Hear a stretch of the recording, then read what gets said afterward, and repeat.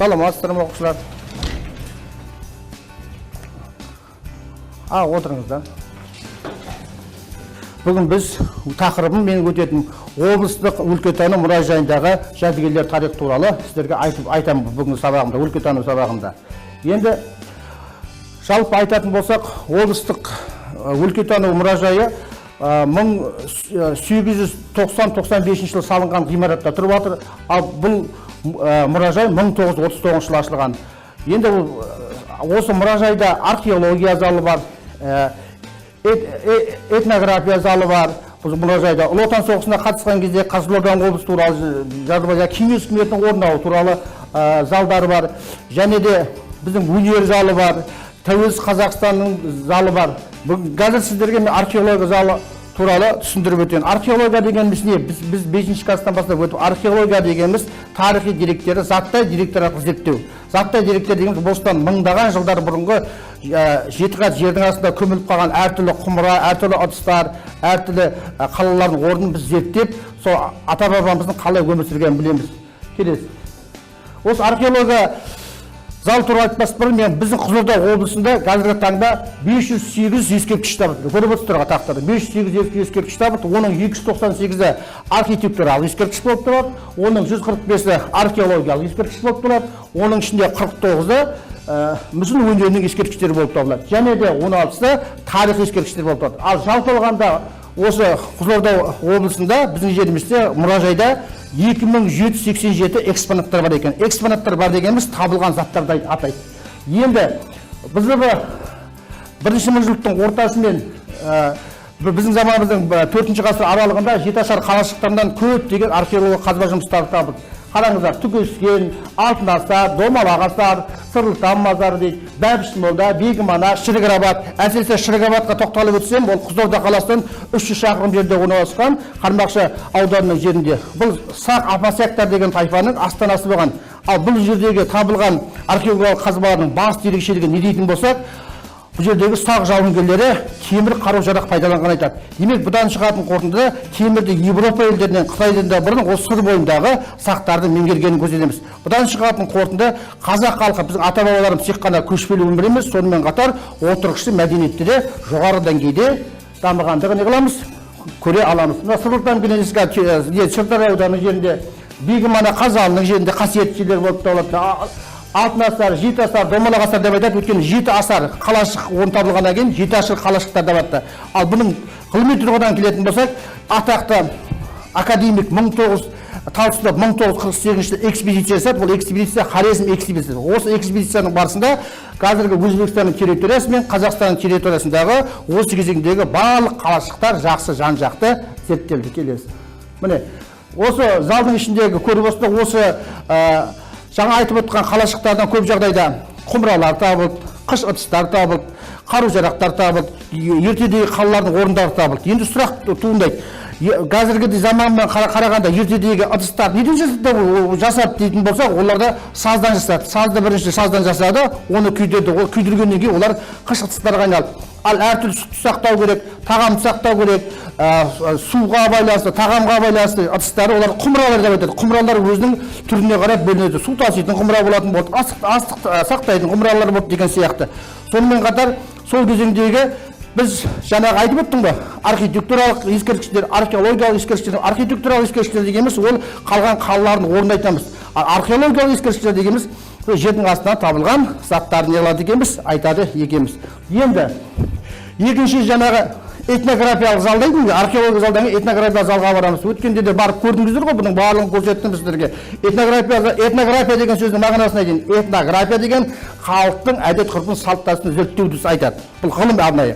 Енді біз қазақ халқы болғаннан кейін біз қазақ халқында этнографияда осы мұражайда сақтаған қазақ халқының ұлттық киімдері сақталған. Ұлттық киімдері жыл мезгіліне қарап қазақ қыздары, ер, әйел деп 3 бағытта алып отырмыз сіздерге. Қазақтар көктемде, жазда, күзде, қыста киетін өздерінің киімдері болған. Ал қазақтар әсіресе қыз тәрбиесіне үлкен мән берген, қыздар арнайы, қыздар бойжеткен қыздар бастарына не киетін болған? Сәукеле киетін болған. Ал ер мен әйелдің киімі бір уақытта бір-бірін не қылмайтын болған? Қайталамайтын болған. Ерге лайық ер адамның киімі, әйел адамның киімі болады. Оның астында енді осы этнография залында тағы бар нәрсе ол қол өнері. Қазақ халқы қолөнерді жақсы меңгерген. Қолөнер мысалы ыдыстар айттым жаңа. Ыдыстардың негізі саздан жасаған, зергерлік бұйымдарды металдан жасаған, әсіресе алтынды, күмісті біздің бабаларымыз жақсы жасай білген. Әртүрлі сырғалар, сақиналар, білезіктердің бәрін осы неден жасаған, зергерлік бұйымдардан жасаған. Одан кейін сүйекті ұқсату, сүйектен неше түрлі қолөнер бұйымдарын жасаған. Сіздер білесіздер, биылғы Экспо 2017 болған кезде көрмесі халықаралық Астанада қазақ халқының ғасырдан бері жатқан қолөнер бұйымдары әлемдік сұранысқа ие болып, біздің халқымыздың да шын мәнінде қолөнерді жоғары деңгейде меңгергендігін біз көрсете алдық. Келесің. Міне, қазақ халқының ұлттық киімдерін көріп отырсыздар, барлық өздеріңіз білесіздер. Міне, осы киімдердің бәрі неге көрсетіп жатыр десем, болашақ ұрпақ үшін осы облыстық мұражайда бұлардың бәрі неғып тұр?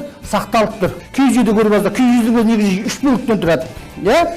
Кереге дейді, уық дейді, шаңырақ дейді, бірақ негізгі бөлігі кереге. Ал енді осыны кейін көлемде айтымызда кереге деген ол мемлекеттің жері болып табылады. Уық деген оның халқы болып табылады. Ал шаңырақ деген оны басқарып жатқан адамды айтады. Ал біздің шаңырақты ұстап тұрған, көтеріп тұрған адам ол елбасымыз Нұрсұлтан Әбішұлы Назарбаев болып табылады. Мына келетін болсақ, өлкеде Кеңес үкіметінің орнауы залына келетін болсақ, 1917 жылы Кеңес үкіметі орнады. Кеңес үкіметі орнаған кезде халық екіге бөлінді, байлар және кедейлер болып бөлінді.